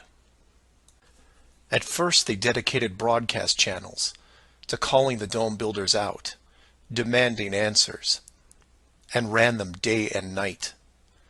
At the end of each cycle, the words kept repeating, "We know." But arrogance ebbs at patience, and their demands were met with silence, which was taken as blatant dismissal. This fueled their ambition even more. The people withdrew all their efforts from breaching the outer barrier and formed a new plan. If the creators were not going to submit, then they would build a bridge and meet them at the gates. So a building was designed. But to call it a building was to call the pyramids a sand castle. It was the greatest structure ever conceived, at least to them. It was to be over 30 miles wide and hundreds of miles high, enough to reach the dome ceiling itself, where they would meet the builders face to face. They abandoned nature completely and pushed aside ecologic systems to accomplish their goal. They cannibalized entire mountain ranges, which they used to admire and love, to acquire the raw material for the awesome structure. The work crews built with flawless precision, and it was obvious that it was going to succeed. A bridge to the edge of the sky itself. The work would only pause long enough for the mighty armies below to look up and yell, "We come for you," so loudly that on a clear day you could actually feel the dome shake. And the creators, faced with their first great challenge, decided to start again. And the people were changed, their language fragmented so that the builders couldn't continue. The tower was dismantled, their technology removed and forgotten, and the people scattered. A new group was introduced to the dome, divided in every way imaginable, so that unity was next to impossible, and everything slowed down. Languages evolved and devolved into other dialects, and the languages produced text, which produced different forms of culture, and some amazing things began to happen, the most important of which was the arts. The dome builders saw the artistic pool develop into several distinct forms. Everything drawn in any medium on a flat surface. Everything molded that took on a three-dimensional shape. Everything that produced music. All things that make up the human form and motion. And all the written works. Pictures, sculptures, music, dance, literature, the arts. Driven by passion, it is the very essence of what is good in humanity. Once this was recognized, all dome methods put in place were to cultivate and enhance this process. Land masses were adjusted with geology and temperature to support every kind of terrain, with mountains, rivers, oceans, plains, forests, jungles, deserts, all of it stunning, all of it stimulating the human mind, nourishing it. And the modifications continued, with seemingly endless shades of weather. The sky was overhauled, a moon added, and layers upon layers upon layers of stars, so that one day, when the people were able to see further than their own eyes, there would still be something new to see. And the arts flourished, but there was a cost. The languages and division of cultures had put the population at odds, and wars were raging at regular intervals. The dome builders debated if the price was too high. Plans were drawn up to make more changes, until they noticed that the arts thrived even through the worst of conflicts, producing grace and beauty despite their burning world. It was wonderful and terrible at the same time, and the debate outside the barrier continued to intensify until a majority spoke out and said, "This world is a creative force, and we must see what it leads to. The barrier must be hidden at all costs." So the globe model was put into the population, and both science and religion adapted to it. The arts grabbed onto it like a new drug, the creative minds of the world exploding with new concepts. Their universe was now infinite, and the rules changed. Science then led to science fiction, which opened up everything else. Books, pictures, sculptures, dance, and music, all reaching deep into space. Decade after decade of wonderful possibilities, rising above the ashes that were at their feet. And it's not just the artists. It's everyone. You affect others, who affect others, who inspire others, who build it, paint it, sculpt it, sing it, who then put it up on a pedestal and hold it under the light and say, "This is a piece of who we are." And for every one of them, there are hundreds of others who, for whatever reason, were unable to express the songs and images and stories that are in their heads.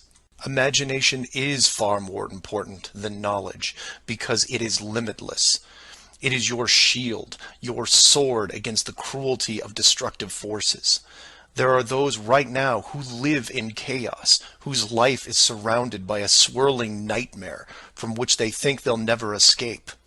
These are the true warriors of the world, and they are far braver than me. I am humbled by those who suffer the most. Know that mountains were built for you.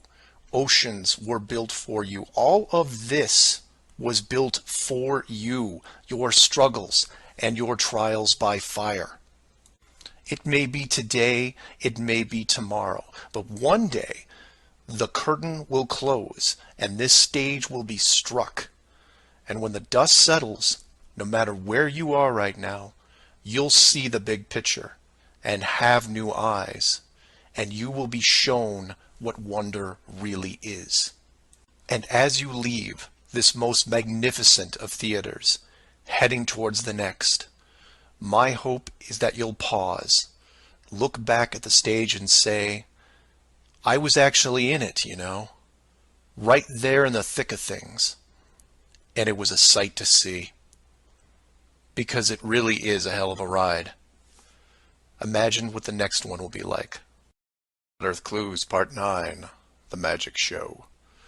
This is part of a series of clues that can help you get your head around both the design of the flat Earth system we live in and who has been involved in the deception to hide it from you.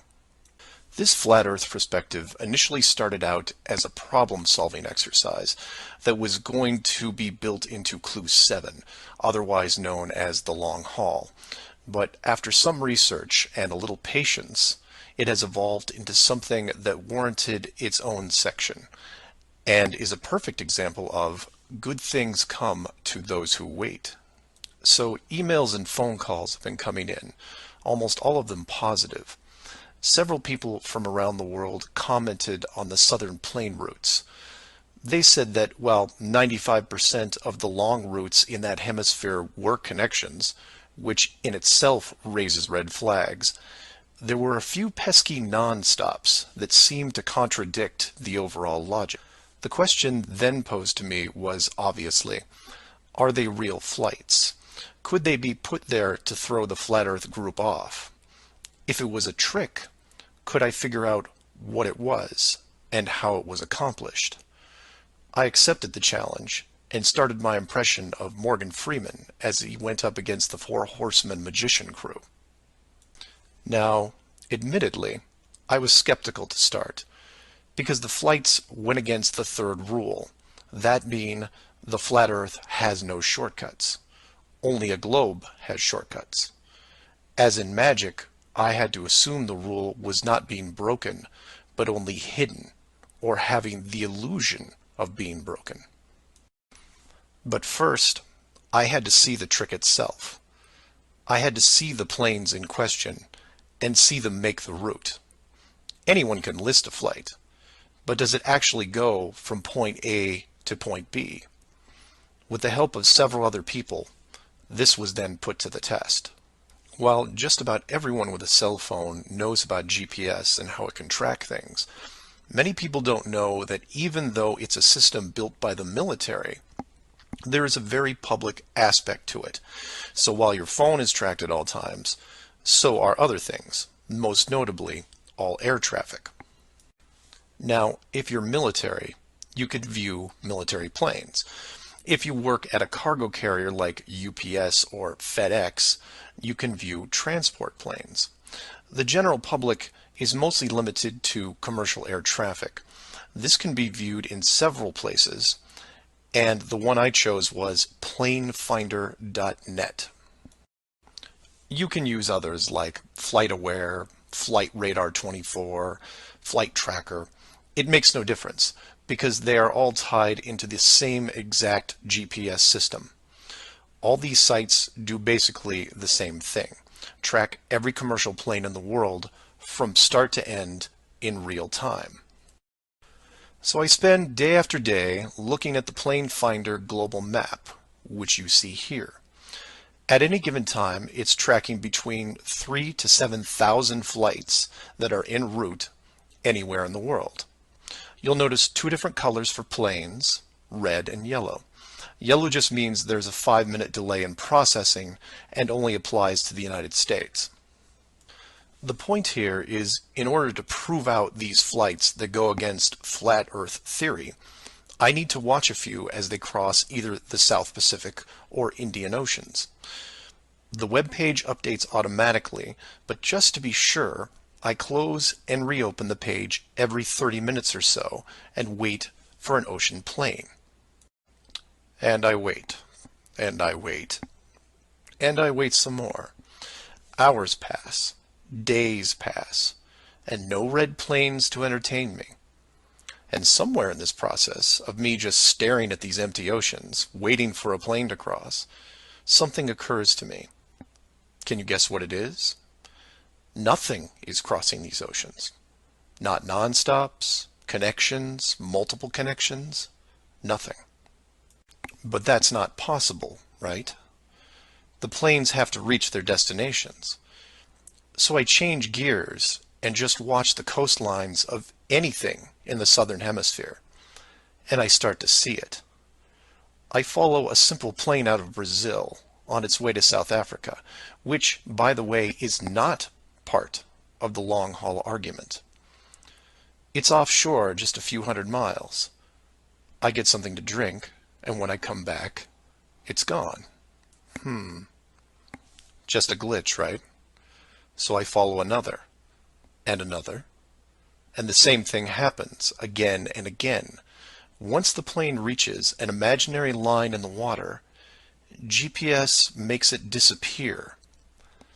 Then a friend who is also working on this problem sends me some links, which I've included in the description. I encourage you to take a look at them.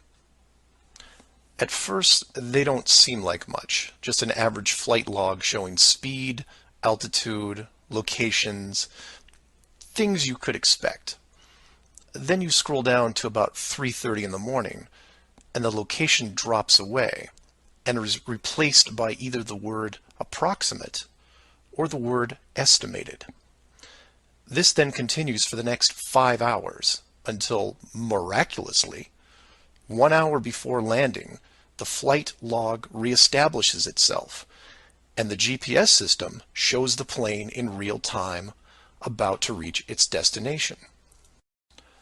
So to be clear to those who may not be seeing everything here, The flights are being dropped off GPS, and their flight data is also turned off and stays off until they are almost on top of their arrival point.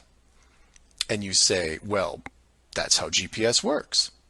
Well, no, because the northern hemisphere has planes flying all over their oceans. And then you say that maybe it's a localized southern hemisphere thing. And I say, then why are all the flights over or near land perfectly tracked? Furthermore, this is a US-based system with Americans flying on vacation every single day. You're telling me that those people aren't going to be tracked? In addition, the Vanishing Plane Act is happening to not only the South Pacific and Indian Oceans, which I would expect, but also the South Atlantic, which isn't part of the flat Earth argument. There are a bunch of flights that cross this relatively small ocean between South America and Africa, and every one of the planes is hidden shortly after takeoff. So then you say, what would be the purpose of hiding those shorter routes in the Atlantic? It's because of something I didn't see right away. If you hide one flight, you have to hide them all. Showing the GPS routes in the Atlantic, but leaving out the Pacific and Indian Oceans would raise different questions. So the logic here, despite being very sneaky, is sound. The third rule is that the flat Earth has no shortcuts. If you look at the azimuthal equidistant map again, and look close, you notice that while the South Pacific, South Atlantic, and Indian Oceans make up the lower sections on a globe, they make up the outer ring on a flat model. In that model, there is no shortcut between Australia and South America. If you are creating flight routes, you have only two choices. You take the long way around, clockwise or counterclockwise, and stay on the ocean. Or you cut across the land in the middle.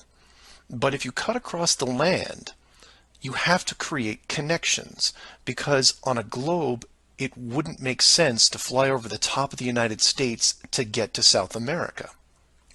Neither of these choices are ideal. So the authority came up with a compromise. Disable GPS and lose the planes for every ocean flight in the southern hemisphere. Then reactivate them once the destination is reached. This is just one of the lengths that they are willing to use to keep you from seeing it. Don't just hide some things, hide everything, so that maybe the topic isn't addressed. And some would come back and say, well, nice going. You just pointed out a flaw in their system, and sooner or later they will fix the gap. Maybe. But not soon, I think. Remember, this is a rule, not a guideline. They can't change the map, so they have to work within its limitations. If they have a better workaround, I can't wait to see it. So do your own research and ask questions. Oh, by the way, welcome to the Flat Earth, and enjoy your flight. Flat Earth Clues Part 10, Hiding God. This is part of a series of clues that can help you get your head around both the design of the flat Earth system we live in and who has been involved in the deception to hide it from you. As you can tell from the title, I'm taking a different approach. Eventually, I was going to have to address the question of what happens next, or what we do now with the information at hand. If you've made it through the guide and the first 9 clues, then at this point you're either buying into the flat model or on the fence. If this is the first one you went to because of the title, I recommend you go back, because we're not going to do much in the way of reviewing. But if you're still with me, then you would agree that 1, the world you've been taught has been kept from you, and 2, one way or another, you would like to prove this out.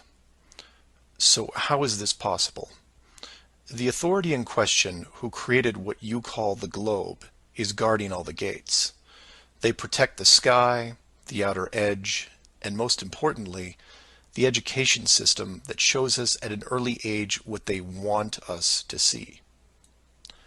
Nobody listening to this has their own spaceship or advanced rocket program. Nobody actually owns a long-distance icebreaker. And while some of you may have a private plane, I wouldn't recommend testing a military barrier that technically doesn't exist. But then again, you have to remember that this is not the story of David and Goliath. The hidden world was never going to be sustainable forever. As a civilization evolves, the tools the authority uses as a method of control become more vulnerable. I've learned many things about systems over the years, and one thing that I find most interesting is as layers of strength increase, the higher the chance that they can be used to your advantage. But maybe I'm talking in riddles. I should be boiling it down to what can be done by showing you what's being hidden, what's important, and how it can be spread to others without looking like a crazy person. To be clear, and I can't stress this enough, do not start conversations with the word flat earth. Think of it like Fight Club. The first rule of Flat Club is that you do not talk about Flat Club. Before you started waking up and watching all these things, you were like me. You laughed and mocked everything that was flat earth. You may have learned faster than others, but the knee-jerk reaction by 99% of the people was created the day they sat down in a classroom and stared at the globe. Look at the videos, not just mine, but others who are putting forward some great arguments, and ask the questions that people can relate to. I'm going to introduce 3 very important questions that you can use, each with a statement that precedes it, and each statement is a motivation for a different group of people. If you don't fall into one of these 3 groups, then I guarantee you know people that do. The first statement is this: you are being hidden. What do I mean by that? Well, this goes back to Clue 7 and Clue 9, which talk about the flights in the southern hemisphere. If you are flying a plane over the southern hemisphere, your flight is not being tracked. How can this be used to find out the truth? It's simple, it's quick, and it costs no money. No matter what country you live in, send a quick note to your local, state, or federal representative and ask them this question: why are citizens of our country flying over oceans without the safety net of the GPS system? And remind them that GPS stands for global, not partial. Without GPS, anything could happen to your plane and no one knows where you are. And while you're at it, remind them that the GPS system was built by the United States Department of Defense, who never does anything small. The system that is in effect now has what appears to be huge, deliberate gaps in the southern hemisphere only. Do not mention flat Earth. Just voice your concern about the safety of you, your loved ones, and your fellow citizens. Will they get back to you? Possibly. Will they give you a satisfactory answer? Not a chance. Because they will only have what the military gives them.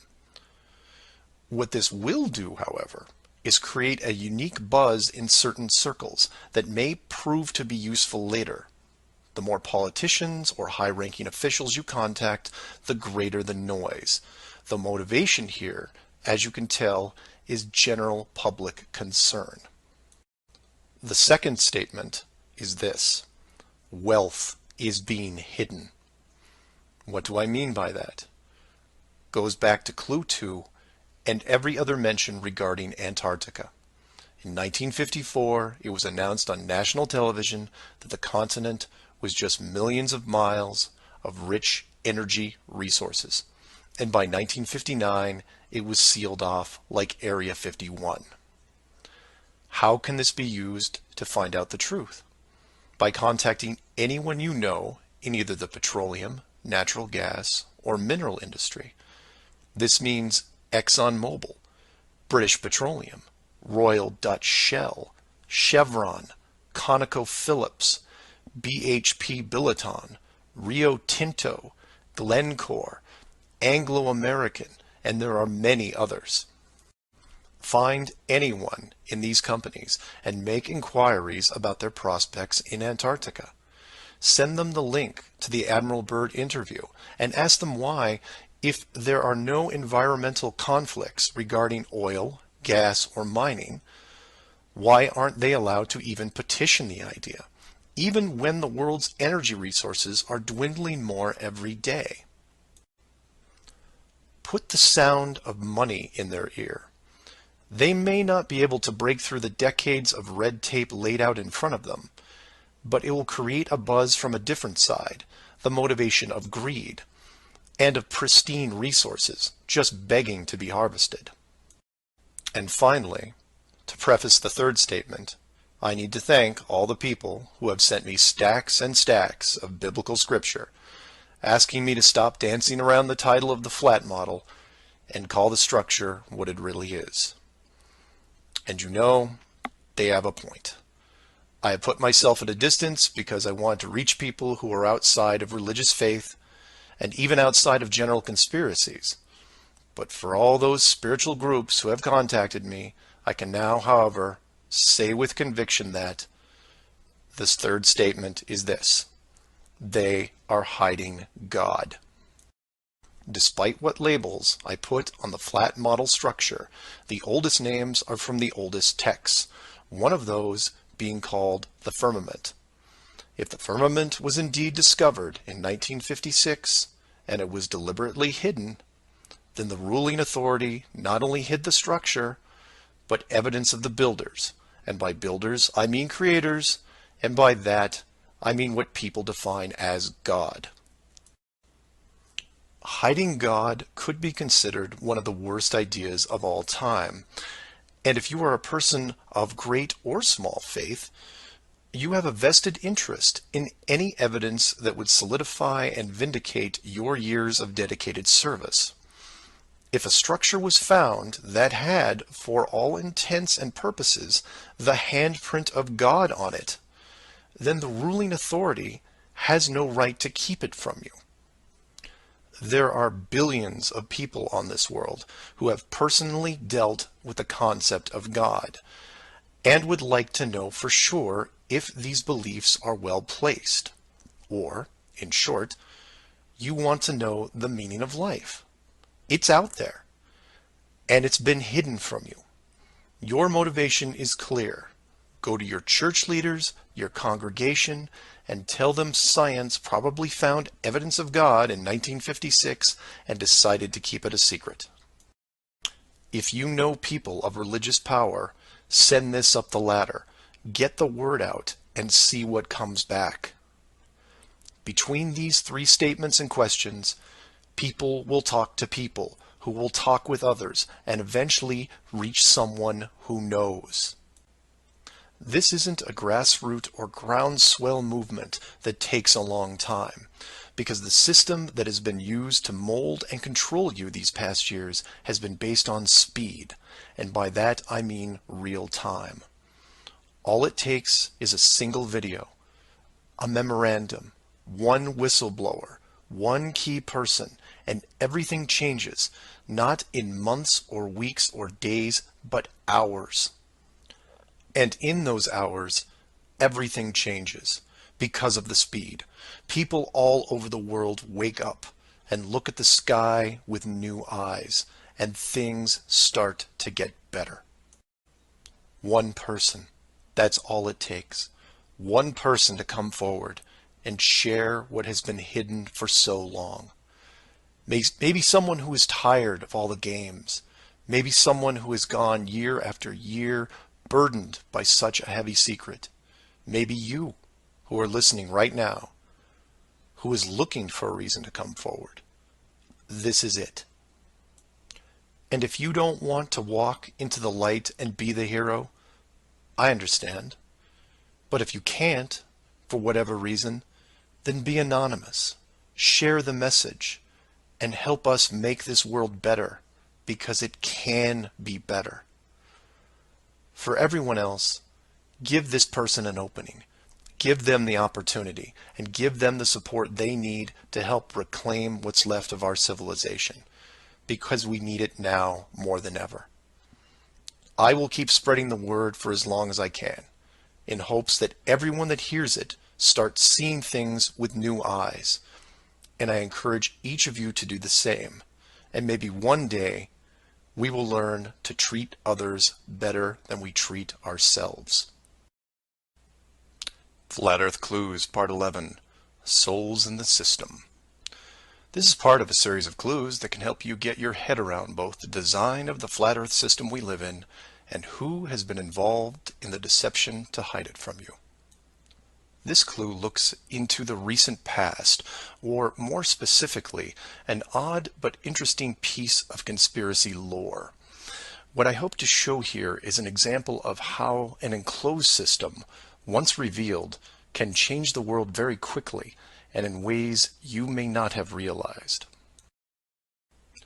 To start, we need to go back a little ways to a controversial 2004 documentary called Astronauts Gone Wild.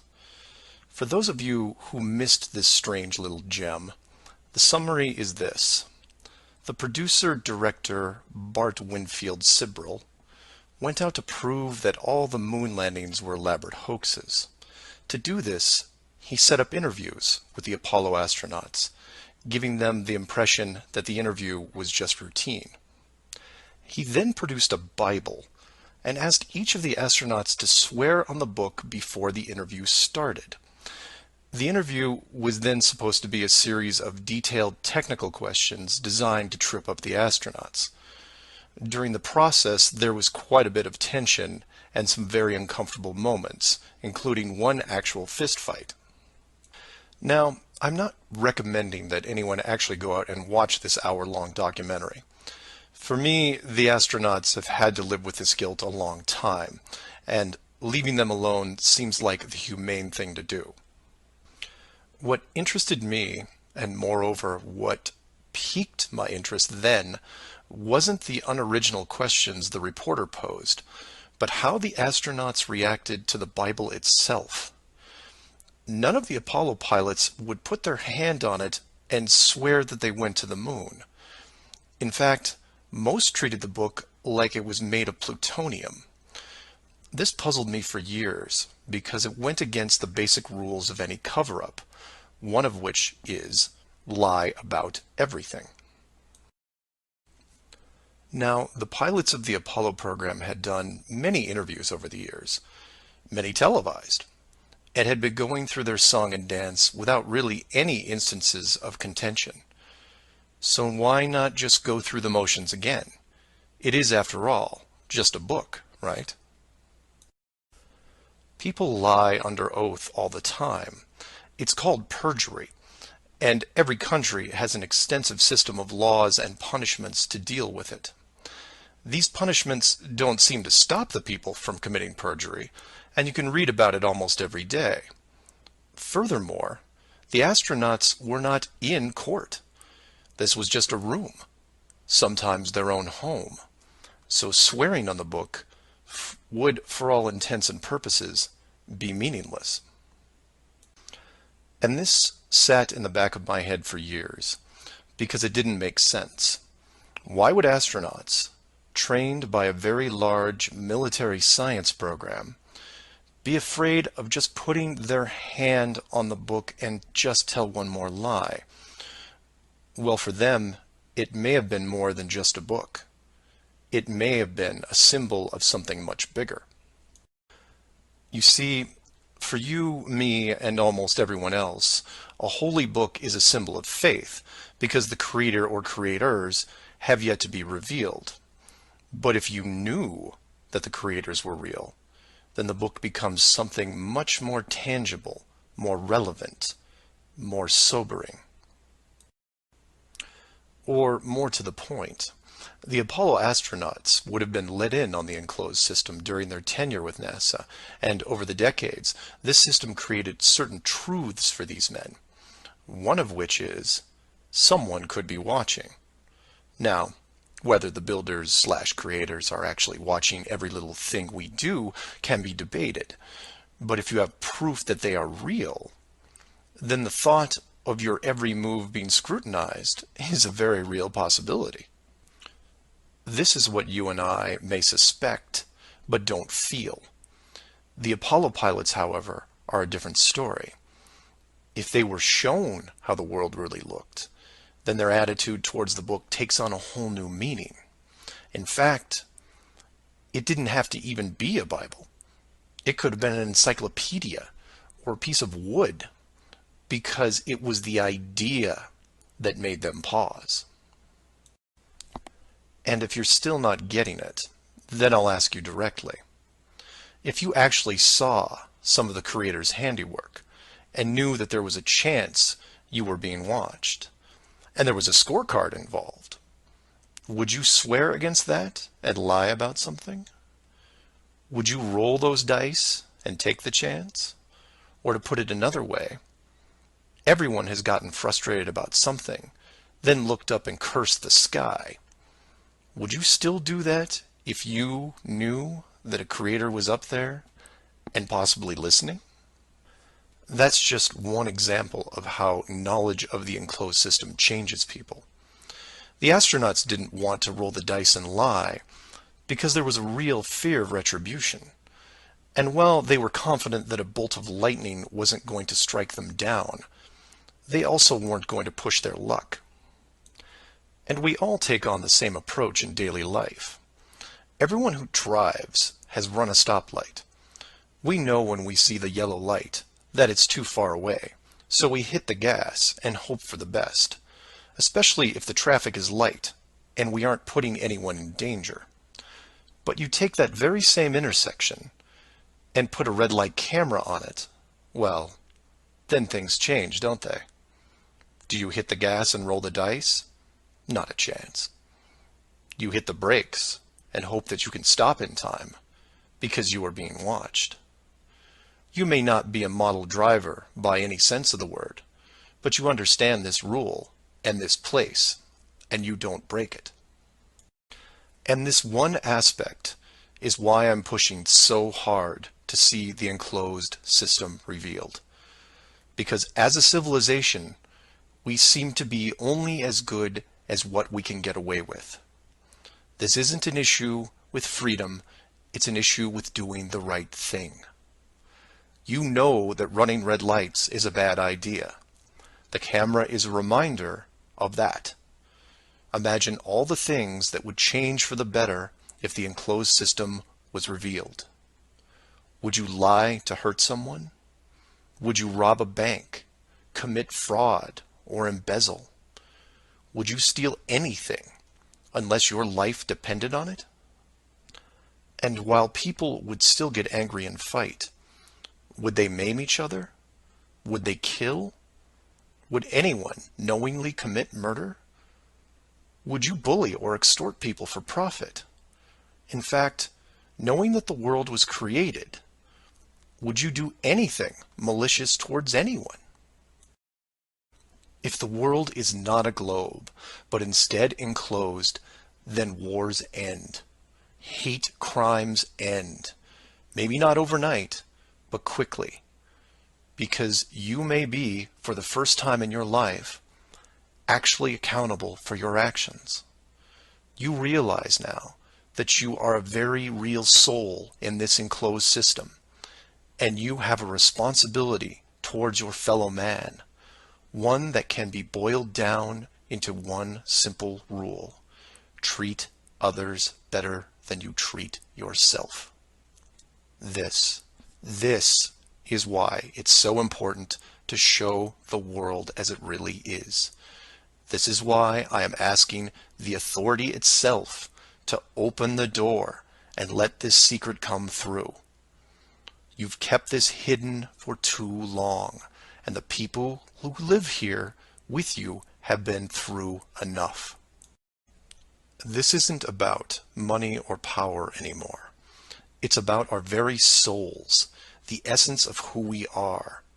Wealth and titles don't define your heart. Hiding the entire world may have seemed like a good idea at the time, but we have gone way beyond that. Have you actually seen our home recently? This needs to be fixed, and it needs to be now. The people won't forget the deception, but they will forgive you for it, because a truth like this will make them more noble, something we should have been since the beginning. So do your own research, and always, always ask questions, because that's the only way you will find all forms of the truth. Feel free to email me at msargent23@comcast.net or 303-494-6631.